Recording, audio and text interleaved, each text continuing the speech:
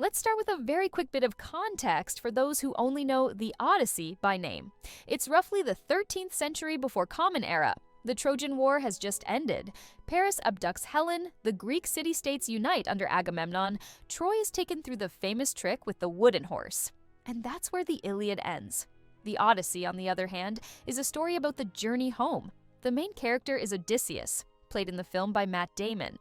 According to one version of the myth, it was Odysseus who came up with the idea of the Trojan horse. And judging by the trailer, Nolan clearly leans toward this interpretation, but the poem itself begins after the fall of Troy, when the Greeks finally set sail for home. And that's where things really begin. The gods, for the most part, didn't care who won the war. Their goal was to bring the age of heroes to an end. The Trojans were destroyed by the Greeks, and the surviving Greek heroes were left for the Olympian gods to deal with. Fleets are lost in Poseidon's storms, Agamemnon is murdered by his own wife, Menelaus wanders as far as Egypt, and Odysseus draws the shortest straw of all. For 10 long years, he struggles to make his way home, through cyclopes, sirens, sorceresses, monsters, and cursed islands.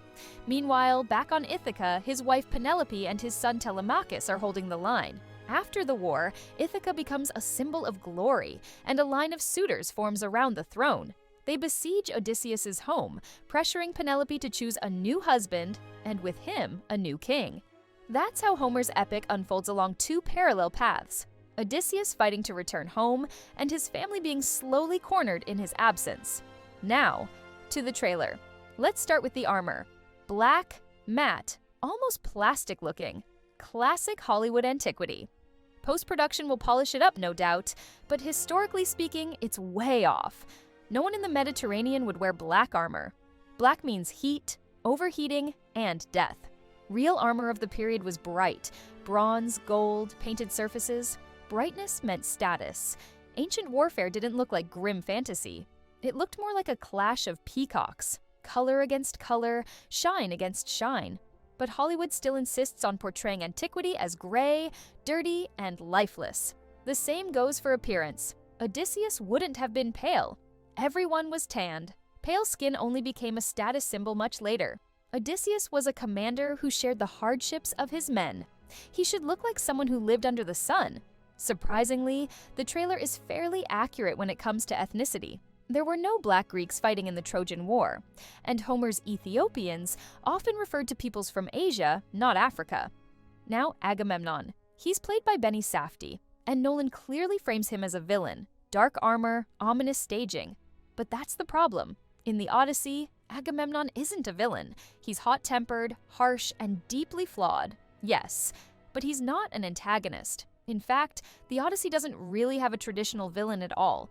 There are gods who meddle out of boredom and fate itself, constantly throwing obstacles in the hero's path. In that sense, the Odyssey is very similar to The Martian. Mark Watney isn't fighting evil, he's fighting circumstances. It's a fitting irony that both roles are played by Matt Damon. Odysseus is clever, inventive, and eloquent. He helped assemble the Greek army. He insisted on bringing Achilles to Troy.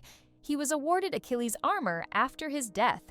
And it was for his intellect, not brute strength, that Athena favored him, portrayed in the film by Zendaya. Now let's talk about Telemachus, played by Tom Holland. Telemachus doesn't remember his father. He's too weak to drive away the suitors, but too stubborn to give up. He sets out to follow the trail of the Trojan War's heroes, searching for any sign that Odysseus is still alive. And that journey marks his coming of age and sets up the final act of the story. As for the adventures, we already see the Cyclops in the trailer. That's the second trial.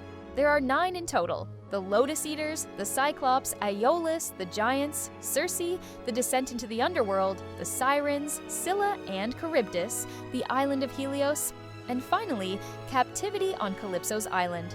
But it's important to understand this. There is no single canon version of the Odyssey. The story was rewritten, retold, and reshaped across centuries and cultures. Even in antiquity, versions differed. So if Nolan changes things, it's not a mistake. It's simply another interpretation. What matters most is that the film sparks interest in myth and history. Everything else is secondary.